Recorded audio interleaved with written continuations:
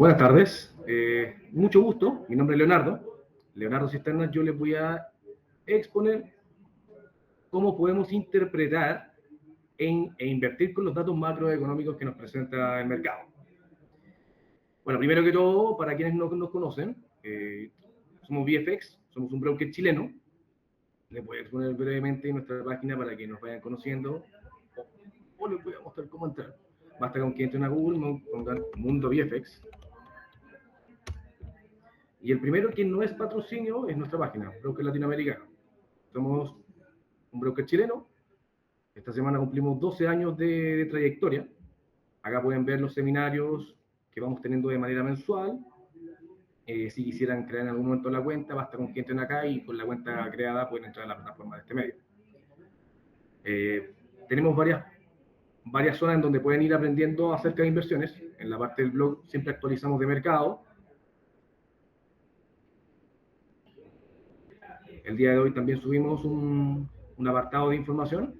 Acá pueden ver los webinars que tenemos de manera mensual, dentro de los cuales también les recomiendo mucho inscribirse a las masterclass que vamos a tener con Emilio, en donde vamos a ver introducción al trading, prácticamente cómo ocupar la plataforma y cómo interpretar datos económicos a nivel general y cómo llevar a la plataforma, y estrategias de inversión puntualmente con el dólar peso.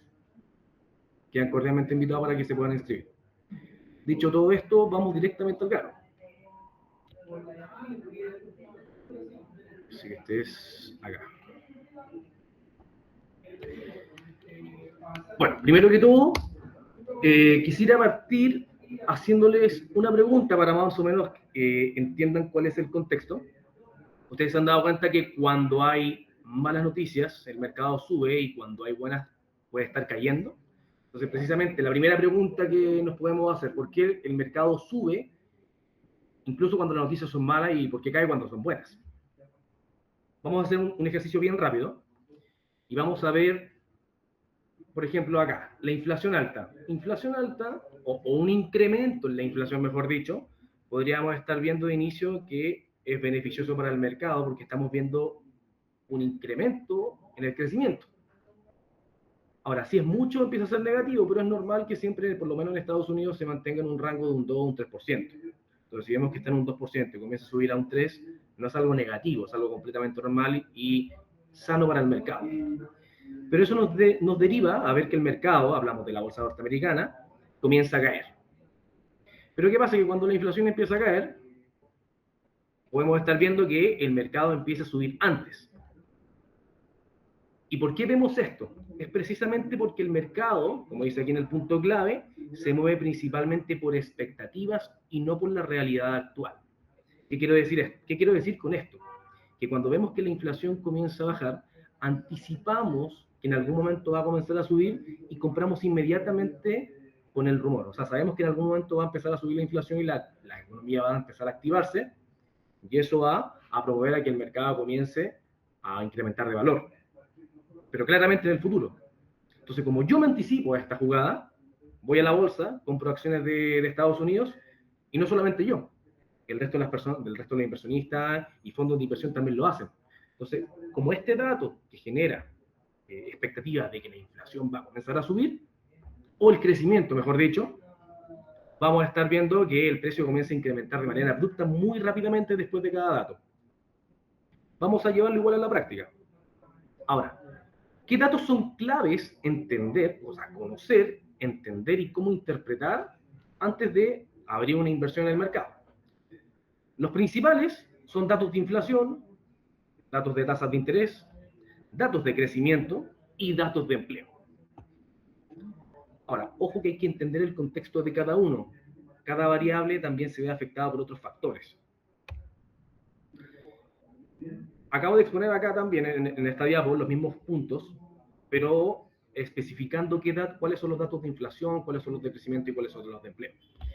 Los datos de inflación, en los datos de inflación tenemos principalmente lo que es el IPC, el PCE y el IPP. El IPC es prácticamente la canasta de productos básicos que consume cada país. Es una canasta que tiene predeterminada y prácticamente cada variación que tiene representa un aumento o una disminución en los precios. El PCE nos muestra algo muy similar al IPC, pero es mucho más completo, nos muestra algo más aterrizado en la realidad. Incorpora gastos reales.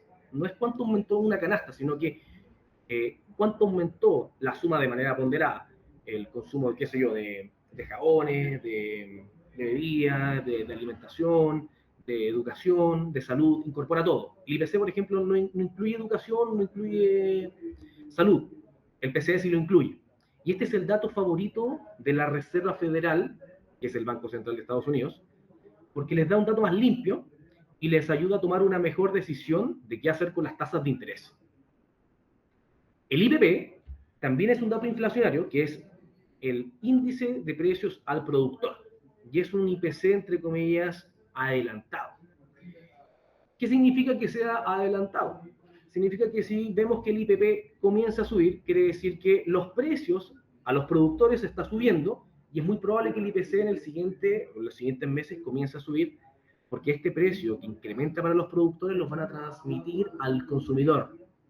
Recordemos que el IPC es índice de precios al consumidor. Entonces, si el índice de precios al productor sube, es muy probable que más adelante, uy, ¿me permiten un minuto? Se me va a caer la batería. Denme un segundito, disculpen.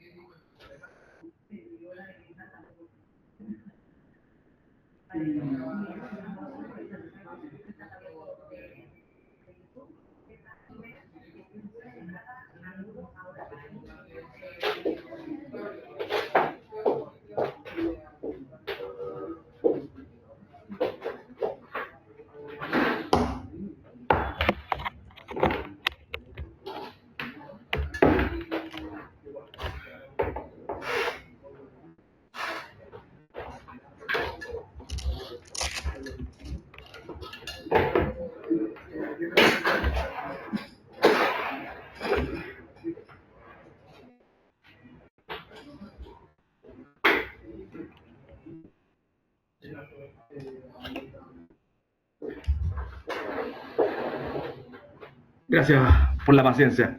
Bueno, volviendo al punto, estaba explicando el IPP, que prácticamente cuando hay un incremento en los precios para el productor, los productores lo van a transmitir al consumidor, por tanto es muy probable que en los siguientes meses podamos ver un incremento en el IPC. Ahora, ¿cuál es el siguiente dato clave? Las tasas de interés. ¿Qué tienen de especial las tasas de interés? ¿Qué son? Como dato clave, y sería bueno que se lo pudiesen tatuar en el corazón, porque esto es literalmente una definición que no todo el mundo dice, las tasas de interés son el precio del dinero. Si yo voy a un banco y quiero pedir un préstamo, qué sé yo, de 100 palos, y me cobran el 1%, yo al final del periodo voy a pagar 101 millones. A mí me costó esos 100 millones de pesos, me costó 1 millón de pesos, el 1%. Prácticamente pagué por ese dinero. Por tanto, si el Banco Central sube las tasas de interés, le va a aumentar el costo del dinero a los bancos comerciales. Y los bancos comerciales van a transmitir ese aumento a los consumidores. Obviamente, si el Banco Central, que sé yo, tiene la tasa en un 5%, muy probablemente el banco comercial lo pueda tener en un 6 o 7%, para obviamente tener una ganancia. Esas son las tasas de interés. Ahora, el Banco Central prácticamente siempre, de manera mensual o cada un mes y medio aproximadamente, tiene reuniones, a lo que se le llaman reuniones de política monetaria. En estas reuniones toman la decisión de si suben, mantienen o recortan tasas de interés. Y esta herramienta, que es la principal herramienta del Banco Central, les sirve para regular o mantener a línea la inflación. Si la inflación está muy alta, quiere decir que los precios de los productos o servicios están muy altos. Por tanto, quiere decir que la moneda local está muy devaluada.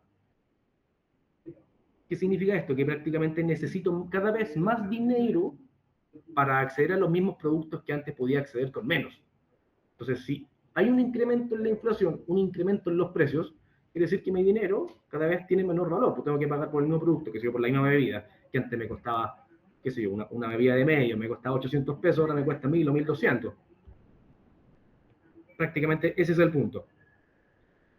Entonces, si el Banco Central quiere reducir la inflación, quiere que los precios dejen de aumentar, va a aumentar las tasas de interés, de manera que el dinero tome más valor, la gente comienza a tomarle más valor al dinero y deje de gastar, y en vez de gastar comienza a ahorrar. Entonces, cuando hay un incremento en estas tasas, aumenta el ahorro, disminuye el consumo, y como hay menor consumo, las empresas comienzan a vender menos. Y les empieza, ¿no? Les empieza a ir mal prácticamente. Y se ven obligados a bajar los precios. Y ahí es cuando la inflación comienza a disminuir. Los datos de crecimiento, a ver, quisiera ver si alguien tiene alguna duda. No he revisado a ver acá el panel.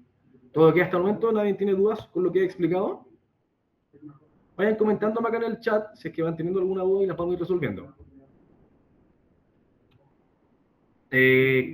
Los datos de crecimiento. En este caso tenemos el PIB y el PMI. El PIB es prácticamente el sueldo del país. Vemos cuánto produce el país, incorpora lo que vendría siendo consumo, inversión, balanza comercial, y esto nos va mostrando cuánto está creciendo cada nación. Un incremento en el PIB indica una mayor actividad económica, por tanto podría estar dándonos pie a que la inflación podría aumentar. Es prácticamente otro dato que anticipa si la inflación sube y si podrían estar subiendo las tasas. El PMI igual, es prácticamente una encuesta de gerentes de cada empresa de cómo están viendo el mercado, básicamente. Y el PMI se representa a través de números del 1 al 100, siempre están rondando entre el 40, 60, no suele salir más de eso. Y un dato mayor a 50 indica una expansión en el mercado, quiere decir que hay una mayor actividad económica, y un dato menor a 50 indica una reducción en el mercado, prácticamente, menor actividad económica. Y los datos de empleo, que son clave para entender cómo va el mercado laboral. Los principales tenemos el NFP, desempleo, ingresos medios por hora, el ADP y el JOLTS. El NFP es un dato que nos muestra cuántos empleos se crearon el mes anterior. Por ejemplo, y ojo, sale siempre los primeros viernes de cada mes. Ojo con esa fecha. El NFP sale junto con la tasa de desempleo y los ingresos medios por hora. El NFP significa las nóminas no agrícolas, que muestra cuántos empleos se crearon sin considerar el empleo agrícola. ¿Por qué se saca el empleo agrícola? Porque prácticamente es un mercado laboral estacionario que nos mancha el comportamiento del resto de los empleos urbanos. Entonces no nos va a mostrar un dato muy limpio de cómo se está comportando. Entonces, si vemos que el NFP aumenta, vemos una mayor creación de empleo, estamos viendo que muy probablemente la economía está creciendo, se está reactivando cada vez más, y esto podría ser un impulso al incremento de la inflación. Por tanto, podríamos estar viendo que hay un incremento en las tasas de interés. Desempleo nos muestra lo contrario, ¿no? Si hay un aumento en el desempleo, quiere decir que el mercado laboral se está mermando. Los ingresos medios por hora nos muestran cuánto están ganando los estadounidenses por hora. Recordemos que los gringos les pagan por hora, no les pagan mensual. Por tanto, es importante saber cuáles son los ingresos promedios. Este dato también es clave, salen los tres juntos. En dicha semana, en donde es el primer viernes de cada mes, esa misma semana, el día martes sale el JOLTS y el día jueves sale el ADP. El JOLTS, que es el último que está ahí, es cuántas ofertas de empleo hay disponible en el mercado. Distinto es a la creación de empleo. La oferta disponible es cuántos empleos, cuántas vacantes de empleo hay, prácticamente. Por ejemplo, la empresa 1 y la empresa 2, ambos están buscando, tienen 10 vacantes disponibles. El JOLTS es 20. Pero en ese mes se lograron conseguir a dos, no sé, la empresa 1 contrató a 2 personas y la empresa 2 contrató a una. Esa misma fecha el dato de NFP va a ser 3. Las 2 personas que se contrataron en la empresa 1 y en la empresa 2 la otra persona que sí se contrató. Esa es la diferencia entre el NFP y el JOLTS. Y el ADP es prácticamente lo mismo que el NFP, solamente que en una empresa privada, que se llama ADP. El NFP es un dato gubernamental o estatal. Ahora, ¿cómo se conecta todo esto? Porque ya tenemos cuáles son los datos claves, ahora cómo lo llevamos a la interpretación y cómo lo llevamos a una inversión, cómo lo llevamos a la plataforma. Cuando la economía está creciendo, dicho de otra manera, cuando hay un incremento en la actividad económica, comenzamos a ver que la inflación comienza a subir, que tiene todo el sentido. Si la inflación se escapa de las manos o comienza a salirse del rango de entre entre el 2 y el 3%, estamos hablando del mercado norteamericano, comienza a intervenir el Banco Central y comienzan a subir las tasas para que la inflación comience a disminuir un poco.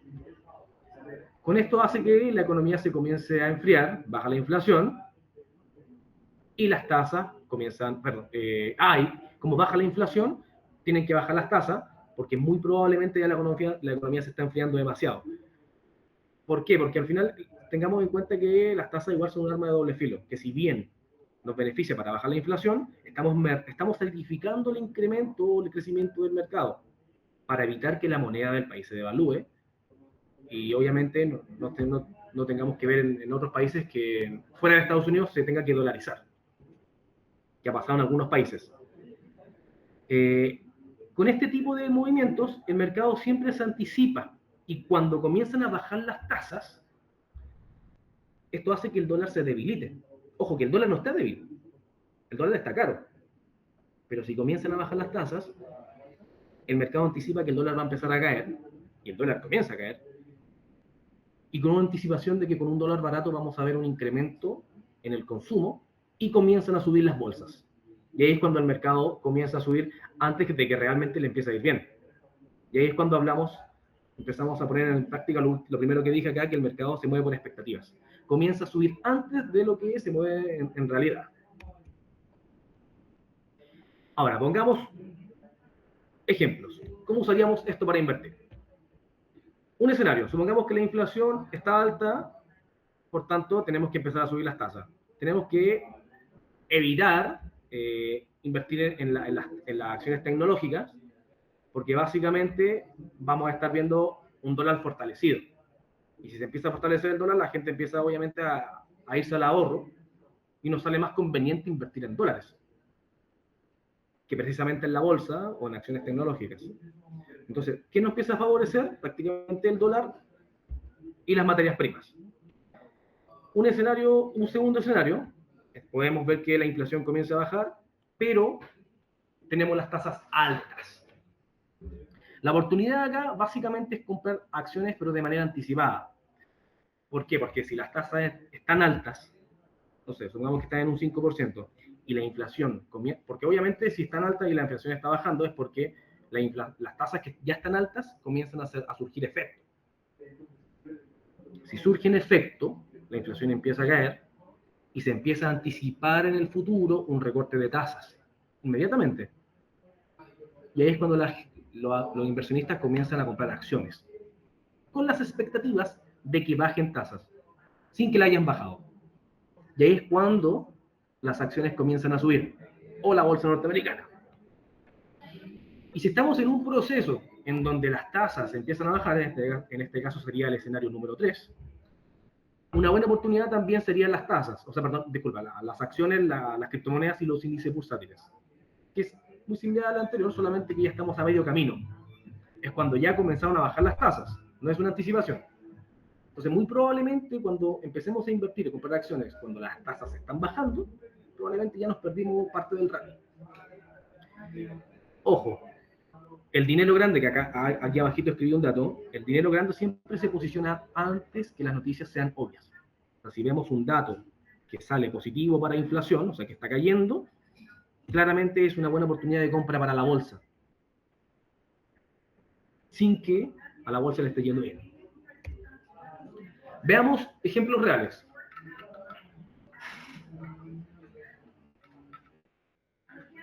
Entre el 2020 y el 2021 comenzaron las bajas o recortes de tasas y el mercado comenzó a explotar.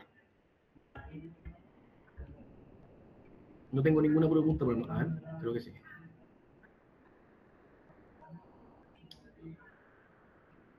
Mira, si me preguntas puntualmente por la empresa, desconozco cuáles son, pero usualmente suelen ser empresas de consumo y de producción. Si es que Ahora, si me preguntas cuáles, los nombres, imagino que puntualmente las grandes empresas, principales empresas, no sé, pues de la serie magnífica, vendrían siendo las de Apple, Tesla, Microsoft, y también las de consumo masivo, qué sé yo, las empresas, las pymes también les van preguntando. Hernán. Ah, Hernán, ¿cómo estás? Respondí tu pregunta, ¿no? Espero haberla respondido. Vayámonos a la práctica. La había mostrado recién.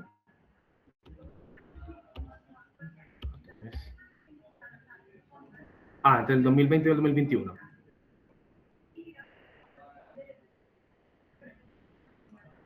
Acá preparé con anticipación. Ojo, acá. Tengo la bolsa norteamericana. Este es el Nasdaq 100, para quienes no lo conocen. Es un índice bursátil que conglomera las 100 acciones más grandes a nivel tecnológico de Estados Unidos. Prácticamente es un portafolio ponderado. Ponderado me refiero a que no se hace un promedio, no se segmentan todas las acciones por igual. Cada empresa tiene un peso distinto, en donde las 7 magníficas tienen un mayor peso en esta empresa, perdón, en este índice.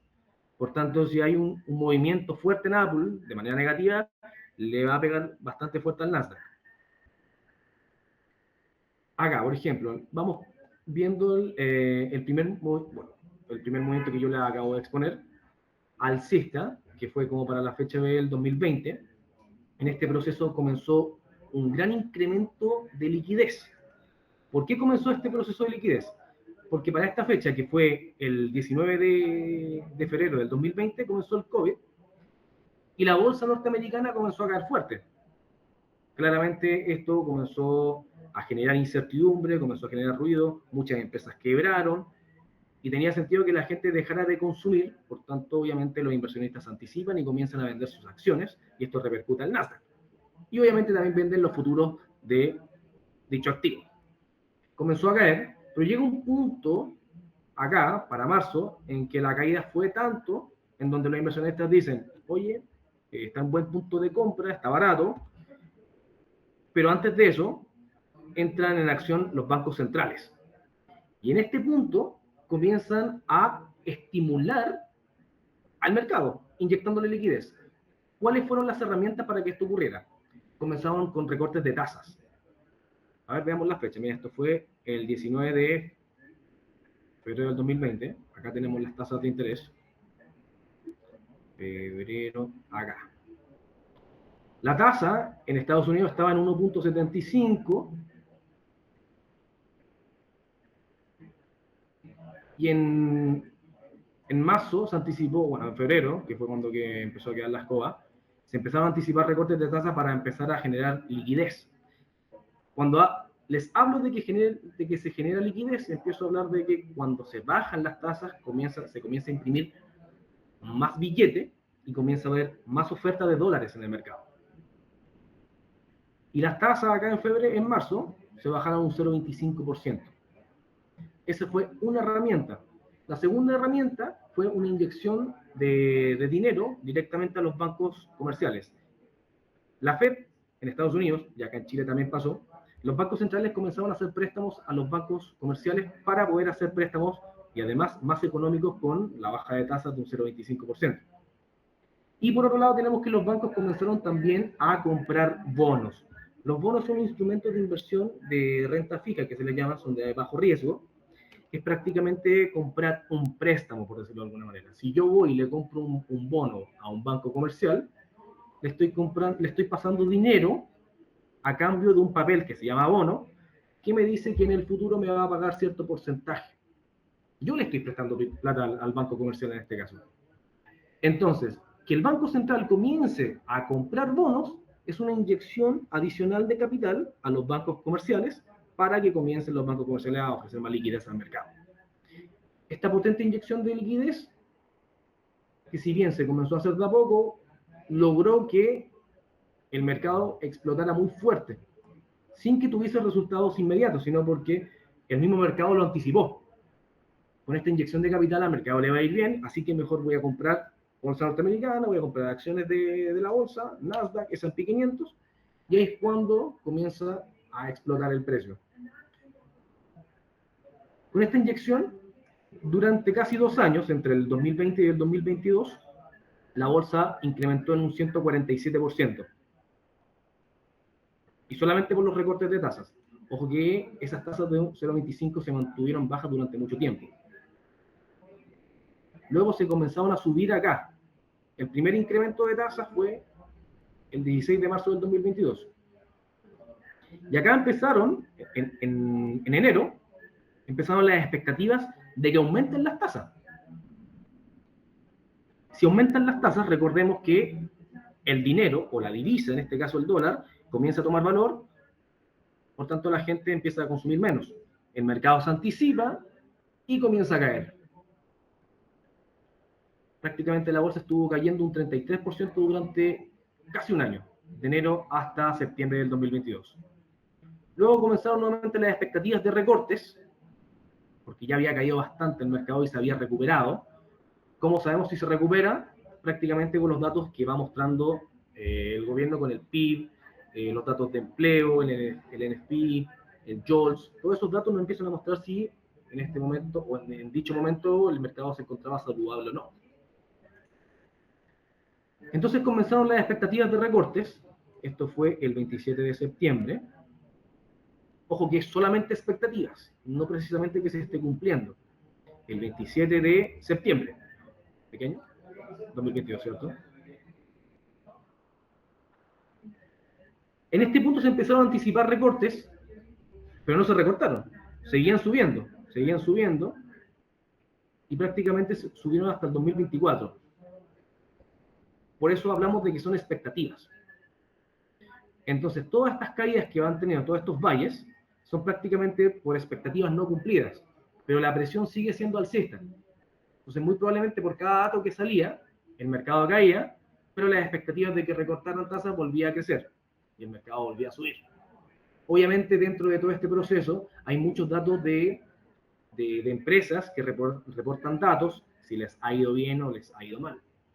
Muy probablemente en este periodo de tiempo las tecnológicas les fue muy bien, porque empezó obviamente este proceso de incremento de la inteligencia artificial, Nvidia empezó a crecer mucho por los chips y por los microchips que vende, y Tesla también comenzó a tener un boom comercial, que también le pega bastante al Nasdaq.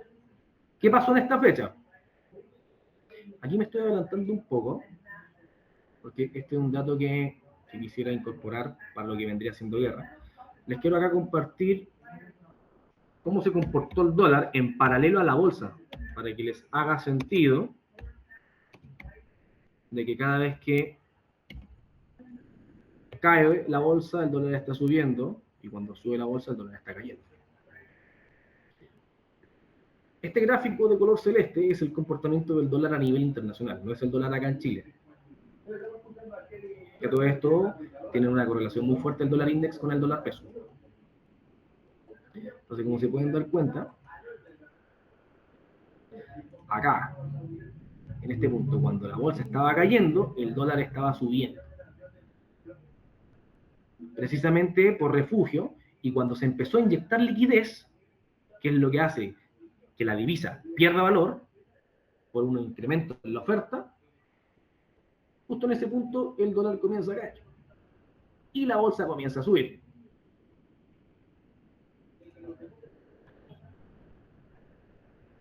Acá, cuando empezaron con las expectativas de aumentos de tasa, cuando la bolsa empezó a caer, el dólar comenzó a tomar mucha fuerza, porque se esperaba que aumentaran las tasas, obviamente. Por tanto, yo me anticipo, antes de que suban las tasas, compro dólar porque yo sé que va a tomar valor. Cuando empezaron las expectativas de recorte de tasa, el dólar también comenzó a caer. Pierde valor. Entonces todo está alineado prácticamente.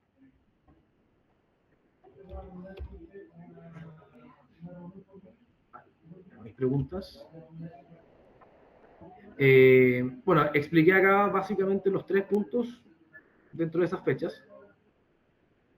les voy a explicar acá la cadena de interpretación, que esto es clave. De repente como que uno no lo tiene a flor de piel, dice, oye, pero si está subiendo el mercado, ¿cómo lo interpreto tan rápido de que si la bolsa o el oro va a caer? Este es el trayecto. Cuando hay una mayor actividad económica, estamos hablando de que pudiese haber un incremento en el PIB, en el PMI o en el empleo, básicamente en el FPI, ¿cierto? En el JOLTS, estamos hablando de que hay una presión alcista para que la inflación, o sea, hay una presión alcista para la inflación. Por tanto, anticipamos un IPC mayor, un PCE mayor o un me faltó una I, y acá también, o un IPP mayor. Esto da pie a que el Banco Central, o se anticipen a que el Banco Central vaya a aumentar las tasas, y si aumentan las tasas, vemos que el dólar sube. Prácticamente un dato de inflación positivo o un dato de crecimiento positivo hace que el dólar suba e inmediatamente hace que las bolsas caigan y el oro también. Ya les voy a explicar por qué el oro cae. Caso contrario, si vemos una caída en el crecimiento o en el empleo, es una presión bajista para la inflación. Entonces vamos a estar viendo que la inflación podría estar cayendo. Inmediatamente uno relaciona, si la inflación está cayendo, es muy probable que bajen tasas, dólar bajista, y las bolsas suben. Entonces, si vemos un dato, por ejemplo, de PIB, y el PIB sale menor, las bolsas saltan. No es como que alguien se ponga a pensar en todo este trayecto. Uno inmediatamente ve este dato y este es la repercusión. Este es el resultado. Si ven este dato, este es el resultado. Si ven este dato, este es el resultado. Hablo de estos tres. Recordemos que acá está el crecimiento, empleo, dos variables que mencioné. Acá tenemos la inflación y acá tenemos las tasas. Si las tasas las aumentan, si realmente aumentan las tasas, no hablo de una anticipación, si aumentan las tasas, el dólar comienza a subir y la bolsa comienza a caer. Ojo, quisiera aclarar que todo esto es prácticamente teoría en base a estadística, a base de datos que han ocurrido. No siempre se da. Entonces, y vemos que hay un incremento en la actividad económica, muy probablemente la bolsa comienza a caer. Si comienza a subir la bolsa, a pesar de que los datos de actividad económica comienzan a subir, es muy probable que haya otras variables en ese momento que estén afectando con mayor fuerza. Por tanto, hay que estar analizando también cómo se está comportando el mercado. Con esta cadena de interpretación me gustaría saber si hay alguna duda, o si queda todo claro.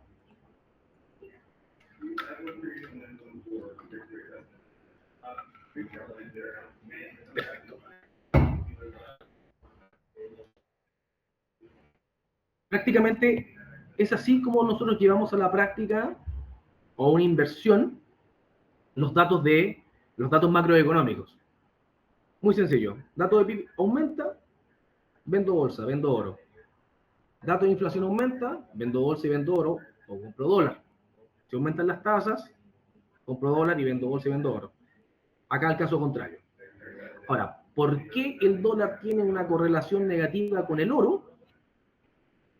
Es porque el oro está valorado en dólares. Si el oro, a ver, lo digo de otra manera. Si yo quiero comprar un auto que cuesta, qué sé yo, 20 millones de pesos, y el dólar comienza a perder valor, ese auto va a valer más, porque mi moneda pesa menos. Necesito más dólares para comprar, o más pesos chilenos acá en Chile, necesito más de esa divisa para comprar dicho activo, en este caso el vehículo. Lo mismo pasa con el oro.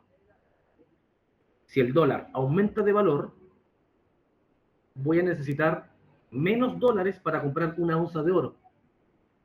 Menos dólares para una onza de oro. Y ahí el oro comienza a caer. Caso contrario, si cae el dólar, o hay un dato que promueva que el dólar caiga, son los de acá atrás, vamos a estar viendo que el dólar comienza a perder valor y vamos a necesitar más dólares para comprar una onza de oro. Y el oro comienza a subir. Es por ese motivo que tiene una correlación negativa. Ahora, hay escenarios en donde el dólar con el oro tienen correlación positiva y es cuando hay crisis, que lo voy a explicar ahora. en más detalle, pero usualmente el dólar sube, el oro sube por crisis y luego el dólar cae y el oro sigue subiendo. Y eso es porque el dólar sube por refugio. ¿Y por qué sube en paralelo con el dólar? Porque es un refugio líquido. Lo más rápido que yo puedo comprar para una crisis es el dólar y compro inmediatamente dólar porque yo sé que todos van a comprar dólar, me anticipo, sube y luego vendo porque prefiero comprar oro, porque yo sé que todos van a vender con el dato. Porque al final yo lo que tengo que anticipar es cómo se va a comportar el mercado, cómo va a ser la expectativa del mercado ante ciertos datos. Ahora, ¿cómo se mueve el mercado cuando hay guerra? En este caso, cuando hay guerra, hay tensión geopolítica, hay destrucción del mercado. Básicamente, nadie quiere comprar porque obviamente empiezan a mermar las acciones, empiezan a mermar las empresas. No se ve un incremento positivo, básicamente, y comienza también esto a generar incertidumbre. No sé dónde invertir. ¿Qué hago con mi plata? Ah, ok. Voy a invertirlo en un activo que yo sé que estadísticamente en el largo plazo siempre toma valor. Y lo vamos a refugiar en este activo que está acá. Casualmente puse un paragüitas de oro. Que no estamos refugiando, ¿cierto? No, vamos a comprar oro puntualmente por refugio.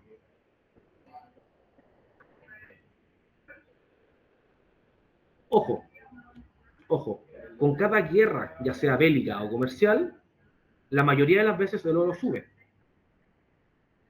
Si nosotros nos vamos al oro acá, esto fue, a ver, o cuando hay crisis acá, la crisis subprime. Ojo que no solamente cuando hay guerra sube el oro, sino también cuando hay crisis. En la crisis subprime, que es la crisis del mercado inmobiliario, cuando básicamente se le empezaron a hacer préstamos tontamente a gente que no tenía liquidez para poder cubrir eh, el crédito para comprar las casas,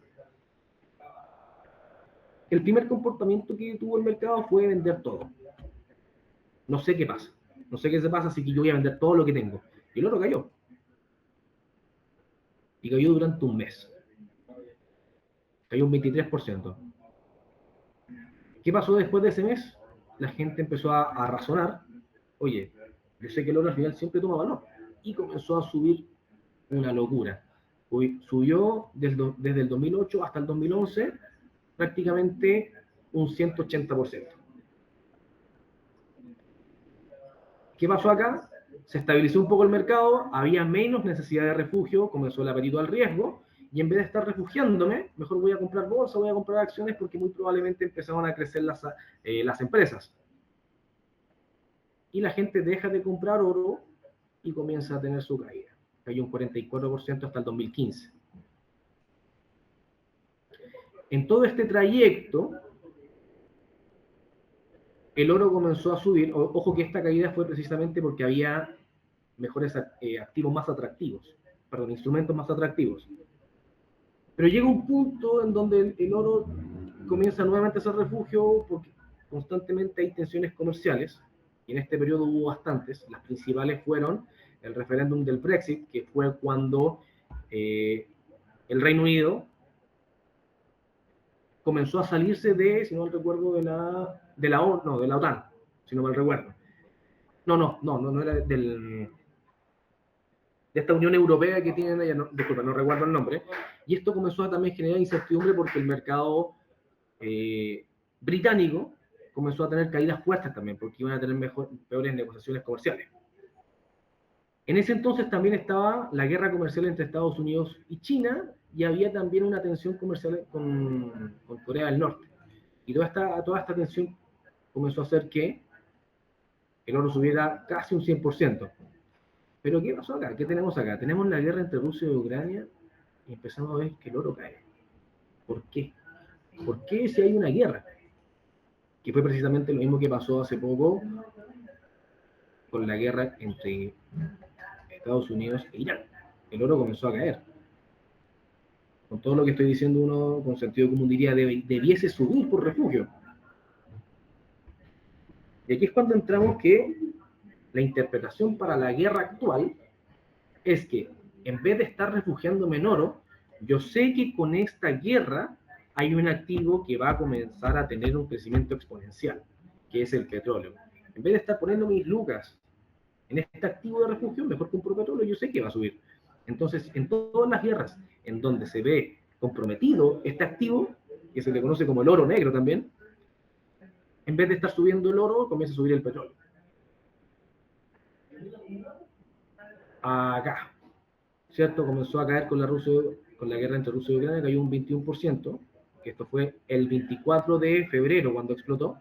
Y si nos vamos al petróleo, para esa fecha, el 24 de febrero, el incremento de este activo fue básicamente de un 40% en 11 días, en menos de 2 semanas.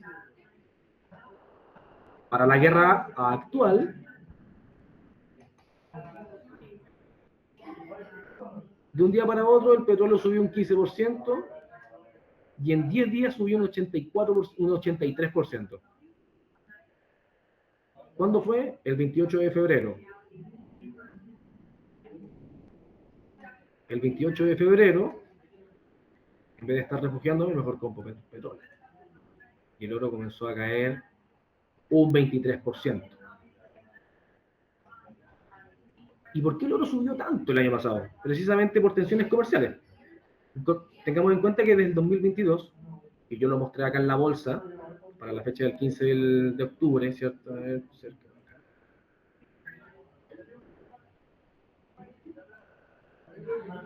Acá lo puse en octubre, pero acá fue cerca de septiembre, que es básicamente muy cercano. Para esas fechas empezaron las expectativas de recortes. Con expectativas de recortes vemos que el dólar se cae, por tanto el oro comienza a subir. Comenzó a subir el oro y en este periodo de tiempo empezó a crecer con mucha fuerza porque empezaron también los aranceles de Trump. En esta fecha, que fue para el 19 de febrero del 2025, Donald Trump anuncia de que va a empezar a implementar los aranceles que venía anticipando como por esta fecha, entre diciembre y enero. Y para esta fecha fue que dijo ya, se va a hacer. ¿Qué pasó después? Para abril, el 19 de abril, acá tuvo una caída prácticamente de un 10%, fue cuando Donald Trump dijo voy a dar una pausa de 90 días para que los países comiencen a negociar conmigo. Pero seguía habiendo presión alcista para el oro a pesar de esa noticia, porque habían expectativas de recortes de tasa, estaba la guerra comercial entre Estados Unidos y China, porque no sabían si realmente iban a llegar a negociaciones. Después hubo un cierre de gobierno, hubo miedo por recesión, porque los datos de empleo estaban saliendo muy malos, y también teníamos la guerra entre Palestina e Israel. Y todo esto hizo que el oro, desde el 2025, casi hasta la fecha, en este periodo de tiempo, que fue cuando empezó a caer cuando empezó la guerra entre Estados Unidos y Irán, subió un 88%. El incremento más grande fue un 95% desde esa fecha.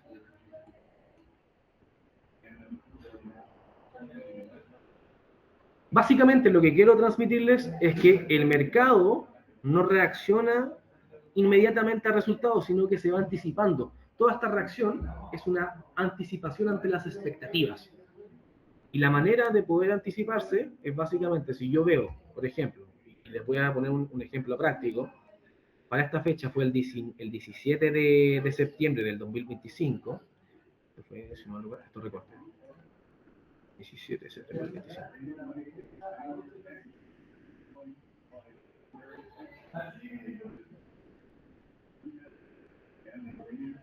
Acá.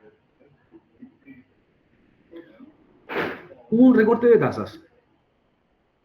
Un recorte de tasas hace que, como les expliqué, ¿cierto? Repasemos, una disminución en el valor del dinero, ¿cierto? En el precio del dinero. Por tanto, si es un dato estadounidense, hace que el dólar caiga, y una caída en el dólar genera un incremento en las expectativas de que la bolsa va a subir. Esto fue a las 3. Acá yo puse justo el datito a las 3, esa fecha, a las 3 de la tarde. Desde ese punto, el Nasdaq, o la bolsa norteamericana, en base a acciones tecnológicas, comenzó a subir durante 5 días un 4%. Y en ese trayecto, solamente en ese dato, durante el día, subió un 2.4%.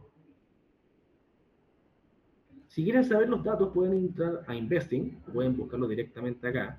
Si es que de repente le parece muy latero estar buscando en la página Investing, pueden poner tasas Estados Unidos Investing. Y aquí le aparece el dato. Es prácticamente lo mismo que tengo abierto acá. Si quieren buscar la de inflación,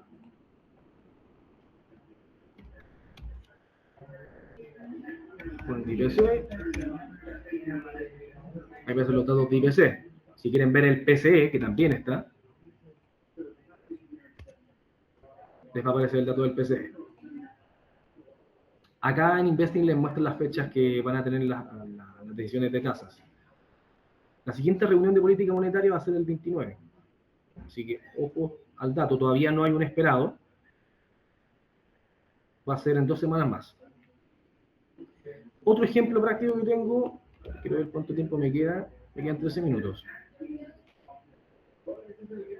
Otro ejemplo práctico que tengo es, y con esto finalizo,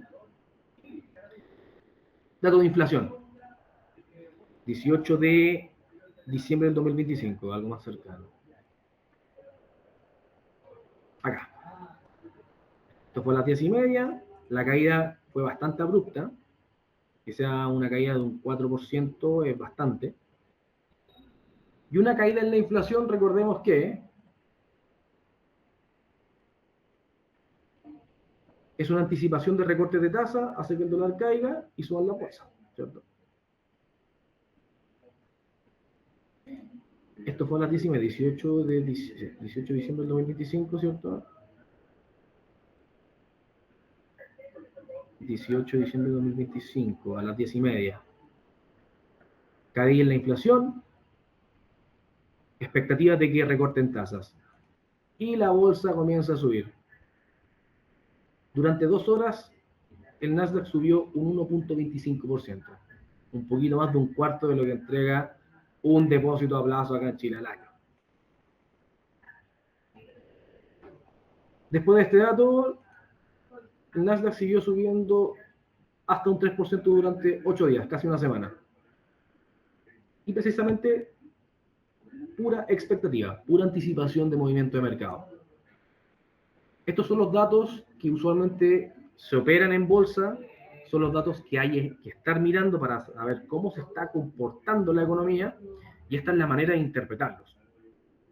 Ahora, si ustedes quisieran aprovechar este tipo de oportunidades, básicamente es ingresar a nuestra página, ¿cierto? Crean la cuenta de inversión. Los invito a crear la cuenta. Quienes no tengan la cuenta, los invito a crear la cuenta para que vean la plataforma, conozcan un poco de qué se trata. Una vez creada la cuenta, les van a enviar por correo un número de cuenta, pueden entrar por acá, ir a la plataforma, y con eso un ejecutivo también los va a estar contactando para poder orientarlos de cómo poder utilizar la plataforma. Básicamente nuestro servicio es ese, poder entregar el acceso al mercado y poder enseñarles cómo invertir para que puedan hacerlo de manera independiente. Me gustaría saber si alguien tiene alguna duda, qué les pareció el seminario, si sienten que a lo mejor me faltó comentar algo. Bienvenido sea cualquier feedback y cualquier pregunta.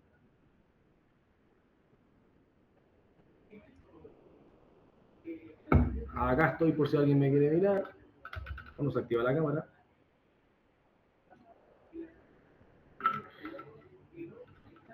Bien, nada, ¿alguna otra duda? ¿Quién está presente acá? Francisco, Ariel, Pablo, Ricardo, Sigifredo. ¿Cómo está Sigifredo? ¿Alguna pregunta que quieran hacerme respecto a lo que hemos hablado? Bueno, en caso de que no, les agradezco el tiempo, la atención. Si quisieran resolver alguna consulta, me pueden contactar directamente o crear la cuenta para que un ejecutivo los contacte. Mi correo es lcisternas@mundovfx.com. Lo voy a escribir acá, si tienen alguna duda.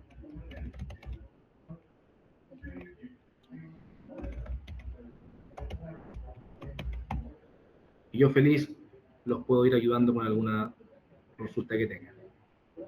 Sin nada más que agregar, agradezco el tiempo, la atención y mantengamos el contacto en caso que les interese ver esto. Les mando un saludo. Gracias.